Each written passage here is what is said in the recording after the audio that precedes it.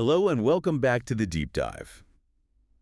Okay, before we even get started today, I actually need you to do something for me. Oh, Yeah, I want you to just mentally check out wherever you are right now. Forget the commute, forget the laundry, forget that email you have to send. we're setting a very specific mood today, aren't we? We really are. I want you to imagine it's late, the world is quiet, maybe a little too quiet. You're sitting by a campfire, you can hear the wood popping, you smell the smoke. And the shadows are doing that weird dancing thing against the trees. Exactly. It's that time of night where the small talk is done and the conversation it naturally goes to the big, slightly spooky questions. You know the ones. Yeah, what is all this really? Where do we go when we fall asleep? And here's the big one for today. Is the universe basically just a giant electrical storm of consciousness? So we're at that perfect intersection of eerie and profound, where, physics kind of meets a ghost story. That is exactly it. So settle in. We are about to go on a deep dive that's, I think, equal parts chilling, relaxed, and, let's be honest, completely mind-bending. Quantum physics, but with more jokes. And before we get too deep into it, we do have a very specific housekeeping note we need to make. Right. We just need to state clearly for everyone listening, this podcast will be distributed free of charge on all major platforms for educational purposes. That's right. We're here to explore, to learn, to discuss. We aren't selling anything, just offering up some pretty high-voltage ideas. And we should probably introduce our map for this particular journey. Yes. Grab your notebook. Today, we are cracking open a really specific text. It's session 135 of the early sessions, book 3 of the Seth material. A really, really pivotal session from the early days. The date on the record is February 24th, 1965. And we have to give a huge shout out to the publisher, New Awareness Network, for keeping all of this available. Absolutely. Without them, the stuff would just be, collecting dust in an archive somewhere. And for anyone who's new to this whole Seth thing, we should probably set the stage. This isn't a textbook written by some professor in a tweed jacket. No, not at all. This material was dictated by a woman named Jane Roberts, who is often referred to as Ruburt in the text, while she was in a trance. Speaking for a personality that called itself Seth. Right, so just picture it. Elmira, New York. Jane Roberts, a writer, sits in her living room, eyes closed, her voice changes, and she starts delivering these complex lectures to her husband, Rob. And today's session it's a doozy. We've got a central mystery that sounds like a sci-fi riddle. How can you travel without actually moving? It really challenges our most basic ideas about space and distance. We've also got what I'm calling the frog analogy, and it has completely changed how I think about my old high school biology class. Turns out, dissecting reality might be the best way to destroy it. Oh, that's a potent metaphor. We will definitely be unpacking that one. It cuts right to the heart of how we think we know things. And then, just to keep it all weirdly grounded, you have this disembodied voice, Seth, in the middle of all this high-level metaphysics, suddenly giving neighborly advice about picking up the mail. It's spooky. It's personal, it's profound. So you're ready to jump in? I am. Let's go back to 1965. Okay, let's paint the picture. It's a Wednesday night, February 24th, 1965. Around 9 p.m., we're in Jane Roberts' living room in Elmira. It's upstate New York in February, so you know it's freezing outside. But inside, the air is thick. It's not just Jane and her husband Rob, who Seth calls Joseph. They have a witness. Yes, a man named John Bradley. And in the notes, he's referred to by his entity name, which is Philip. And having a witness there, it changes the whole vibe, doesn't it? Normally it's just them. Rob's taking notes, maybe Jane is pacing. But with an outsider there. Well, the notes mentioned Jane was nervous beforehand. I mean, can you imagine the pressure? You're about to channel a personality in front of a guest. What if nothing happens? What if you just sit there and look silly? It really validates the human element of it all. Jane wasn't some automaton. She was anxious. She was a writer, a critical thinker herself. She didn't want to look like she was putting on some kind of show. But the notes say that once the session actually starts, the transformation is, well, it's pretty stark. It is. She's sitting down, eyes closed. But her voice, it gets louder, deeper. And rapid. The text says, pauses were quite rare. She's making gestures. She's animated. It's honestly chilling to think about. Watching your friend, someone you just had coffee with, suddenly transform like that. It's not just a change in tone. It's a whole different presence in the room. And that presence, Seth, he wastes absolutely no time. He welcomes John Bradley, or Philip, and makes this really interesting executive decision right at the start. I love this part. It's so efficient. It is. Seth basically says, welcome, Philip. Since you're already familiar with our later stuff, I'm just going to skip the 101 class. He says, I will continue along the same lines. It implies Seth is aware of John's level of understanding. He knows he doesn't need to dumb it down. It's like a professor who realizes the new transfer student is actually a genius who just throws the syllabus in the trash and says, All right, forget the basics. Let's talk about the nature of electrical reality. and that is exactly where we go, straight into the deep end. No floaties. So let's get into this electrical universe concept. This is really the meat and potatoes of the first part of the session. Yeah. Seth makes this incredibly bold claim right out of the gate. He says the electrical universe is a materialization of a sort of inner vitality. Okay, we need to pause here because this is a crucial distinction. It completely flips the standard materialist model of the universe on its head. Right. We tend to think of the universe as matter first. You know, the Big Bang happens, then you get atoms, stars, planets, rocks. And then billions of years later, some slime on a rock accidentally develops a brain, and out of that meat, a little spark called consciousness or vitality emerges. The hardware comes first, and consciousness is just this weird software that started running by accident. Exactly. Seth is flipping that completely upside down. He's saying the vitality comes first, the consciousness is the primary state of existence. So the software built the hardware. It's even more fundamental than that. He says, and this is a quote, "This vitality has a reality independently of any and all such materializations." Oh. Just think about that for a second. Vitality isn't the fuel in the engine. Vitality is the thing that dreamed up the engine in the first place and then built it out of itself. That is really hard to wrap your head around. I mean, how do you even visualize something that exists before it becomes a thing? It's formless, but it fills all forms. Seth admits it's difficult. He says, "It is most difficult for you to contemplate the existence of that which is independent of its own materialization. It's like asking a fish to understand water when it's never been out of the ocean." Yeah. But he connects it directly to science. He mentions that much of the information they're receiving can be partially verified by physicists and mathematicians. That's a pretty confident statement to make in 1965. He's basically saying, hey, you're top scientists. They're just now starting to catch up to what I'm telling you. And in a lot of ways, he was right. I mean, you look at quantum mechanics, especially in the 60s, the idea that the observer affects reality was gaining ground.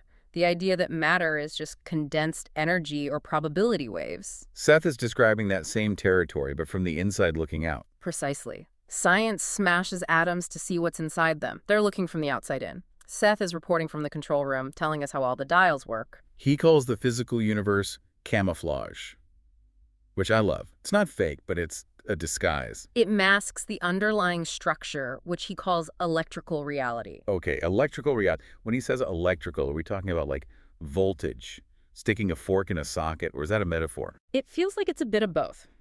He's using the term to describe the nature of these energy fields. It's not just the stuff that runs your toaster. It's the fundamental sparking of consciousness that creates structure in the first place. He calls it an intensity. Which brings us to the part of the session that really made me just stop and think for a while. The aha moment about distance. This is probably the most complex part of the session, but it's also the most rewarding if you can get it. Right. We are so conditioned to think of distance as space. Yeah. Meters, miles, light years. You go from point A to point B. I want to go to the kitchen. I have to walk 15 feet. It takes time. It takes energy. But Seth just says no. He argues that distance has reality in terms of, what was the phrase? Varying intensities within any given electrical actuality. Varying intensities. Okay, help me out here. What does that actually look like? Because my feet definitely feel the distance to the kitchen when I'm tired. He uses the perfect analogy to explain it. It's one that every single one of us has experienced. The dream analogy. Oh, this was brilliant. Yeah. Yeah, let's walk through this one carefully because it really does unblock the whole concept. Okay, so think about a dream you've had.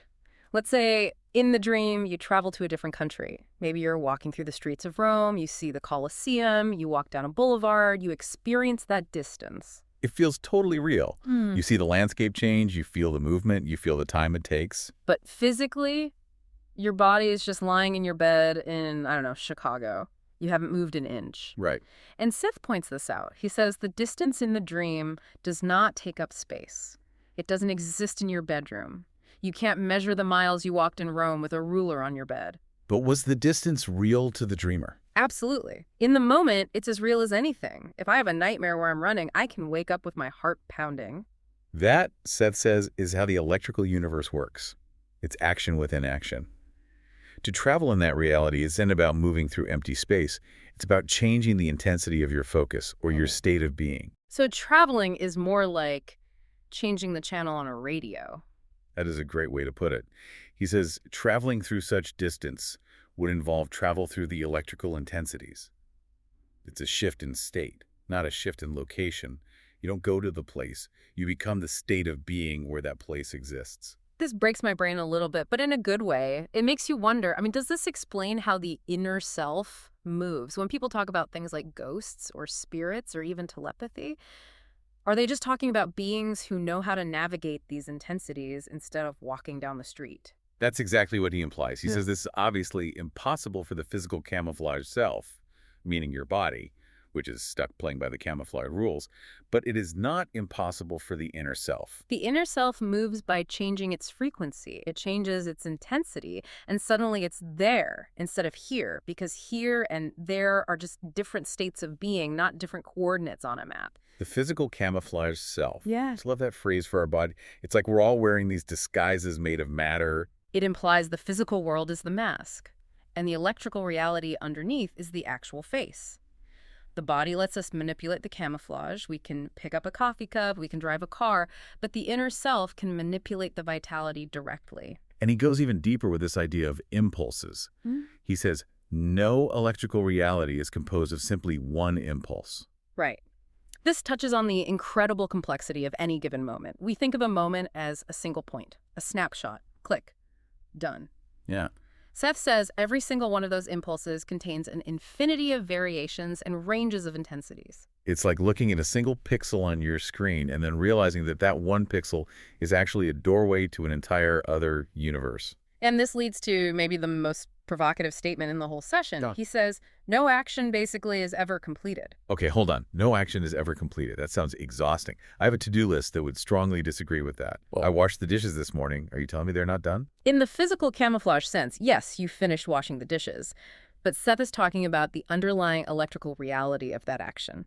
If an action is never truly completed, it means all the possibilities inherent in that action are always open. So, the choice I didn't make is still happening somewhere. He says all possibilities are open to an action.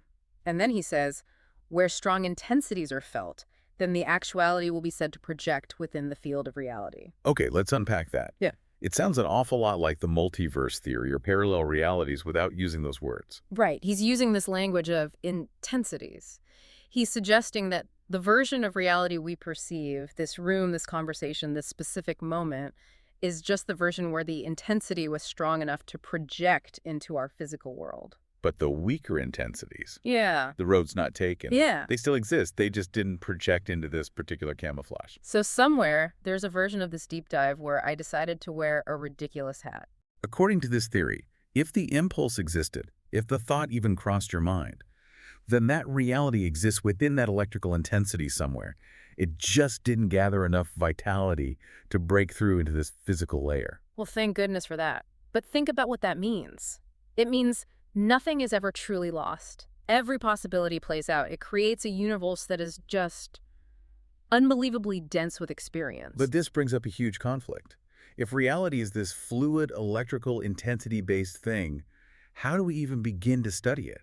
Yeah. Our science is based on measuring physical things. Meters, grams, seconds. We cut things open. And this is where Seth brings out the heavy artillery against the scientific method of the time, and honestly still of our time. He argues you cannot find the true nature of reality by exploring outer space. He says looking at space is looking at the wrong thing. It's like we're studying the wallpaper to try and understand the architecture of the house. And here it comes, the frog analogy. Yes, this is the quote I will never forget. He says, "You cannot find life by dissecting a frog." It is so brutal in its simplicity. He says, when you dissect the frog, you destroy that which you had been seeking. Think about what a dissection is. It's the main tool of biology for centuries. You take a living thing, you kill it, you cut it open, and you look at the organs. You could see the heart, the liver, the muscles. You can measure them all perfectly.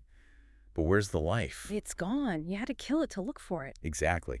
Seth is saying that when we try to take the universe apart to measure it, when we stop the motion to analyze it, we're just left with the camouflage, dead matter. We've destroyed the very vitality that was holding it all together. It's such a powerful critique. We're studying the corpse of reality, not reality itself. We're measuring the footprints in the sand, but we completely missed the dancer. So what's the alternative then? If we can't dissect the frog, how do we understand the frog? If we can't measure the universe, how do we understand it? For this, Seth gives us the mirror analogy. He says, when you look in a mirror, you do not see your ego. Right. You see your face, a reflection. You see the camouflage. You can never see yourself in a mirror. You can't take a picture of your personality. Do you doubt that yourself exists?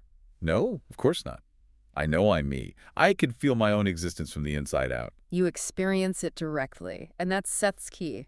To understand the universe, you have to use direct experience. You have to look where nothing seems to be. When nothing seems to be.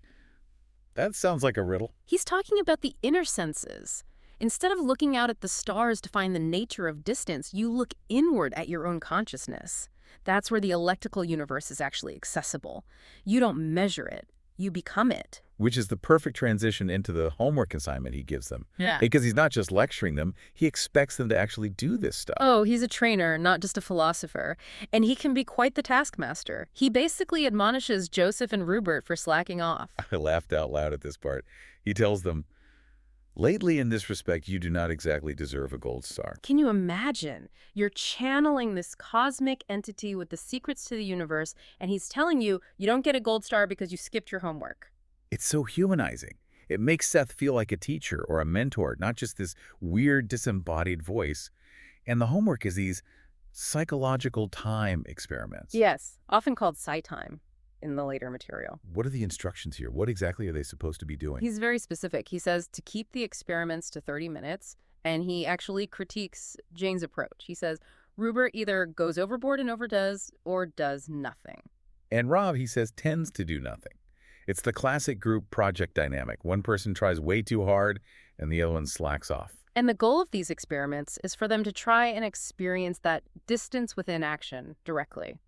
To sit quietly, tune out the physical camouflage, the sounds and sights of the room, and try to feel those intensities we talked about. To travel without moving. It's so interesting that he puts a time limit on it. Don't go overboard. He's very explicit about the danger. He says, I do not want any of you to break up into pieces, for I am not sure that I could put you back together again. Okay, there's the chilling part coming back, a little warning label on your psychic experiments. It emphasizes that this is real work. It's not just daydreaming. It can affect your psyche. When you start messing with the camouflage of your reality, you need to be stable. You are literally dismantling your perception of the world. It's like he's saying, look, I'm teaching you how to take the car engine apart, but please don't do it while you're driving 70 miles an hour down the highway. Precisely. Safety first, even in metaphysics. So we have to talk about Seth's attitude here for a minute.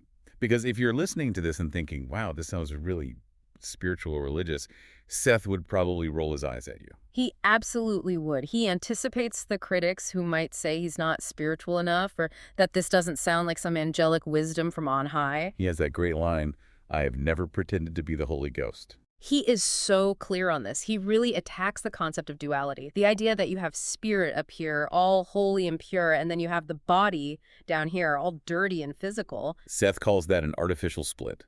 That mankind has cut its nature in halves. And he calls his own material the ABCs. He's basically saying, I'm not giving you divine revelation from some alien source. I'm teaching you the alphabet of your own reality. These are facts, he says, that are intimate to man, not alien. He seems almost agitated by people who use spirituality to build walls. You know, the people who say, I have the one true path and you don't. Seth is democratizing it. He's saying, this is just how things work. It's physics, not religion. And he gets surprisingly defensive, or maybe protective is the better word. He tells Jane and Rob that he will handle any critics. You will not have to open your mouths. That is some serious sass. Yeah. It's like, don't worry, I'll take care of them myself. It shows such a distinct personality. He's not a passive information feed. He's an active participant. He feels a sense of responsibility for the material and for them. And I think he cares about the message being distorted. He doesn't want it turned into a cult or a dogma. He wants it to remain the ABCs. Which leads us to maybe the most mind-bending part of the whole session for me, the transition from I'm not the Holy Ghost to, can you pick up the mail for the neighbor? Yes. Segment 8, the personal and the paranormal. It is jarring in the absolute best way. First, Seth explains what he is to them.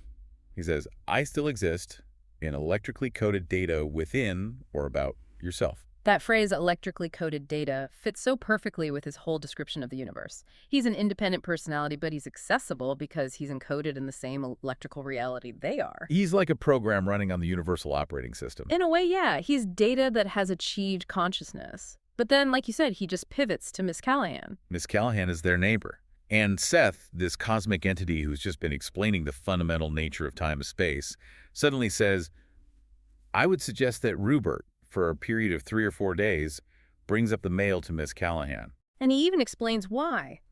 This will prevent Miss Callahan from attempting the stairs. And it is during the afternoon periods that concern is felt here. He's worried she's going to fall down the stairs. It just shows that Seth is watching. He's observing their daily, mundane, physical reality. He's not just off floating in the ether. He's keeping an eye on the frail, elderly neighbor. And the verification note in the text is just great. It says that Jane did go pick up the mail and that Miss Callahan was indeed frail and needing the help. It grounds the entire session. If he only talked about electrical universes, you could just dismiss it. Oh, that's just some abstract philosophy.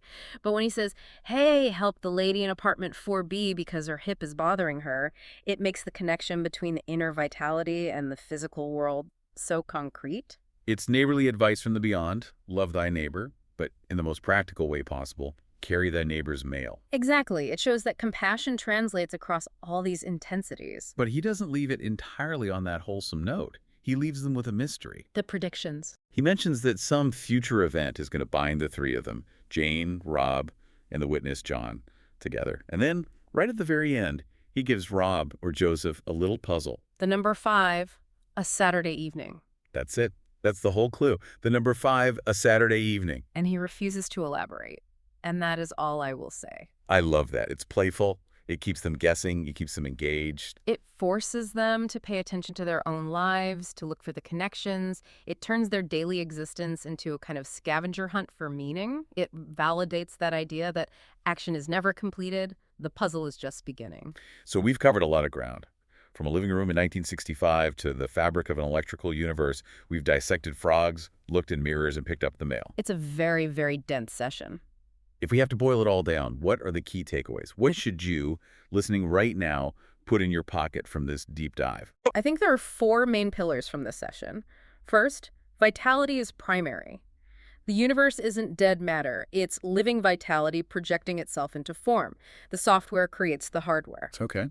Second, distance is intensity. You don't travel through space, you travel through states of being. The dream analogy is your best friend for understanding that one. Right. Third, science has limits. Don't dissect the frog. You can't find life by killing it and taking it apart. You have to experience reality directly through your inner senses. And the last one? Seth is a person. He's sassy, he's protective, he's not religious, but he cares about your neighbor's safety. He bridges that gap between the cosmic and the completely domestic. That is a fantastic summary, a very complex, multi-dimensional personality wrapped up in a few bullet points. We do our best. Now, this is the part where we get a little serious with you, the listener. We've spent this whole time talking about this material, but hearing us talk about it is like looking at a map of a country instead of actually taking the trip. You're looking at the camouflage of the conversation. Exactly. If this deep dive sparked your curiosity, if you felt a little intensity shift in your own mind while listening, you really need to go to the source.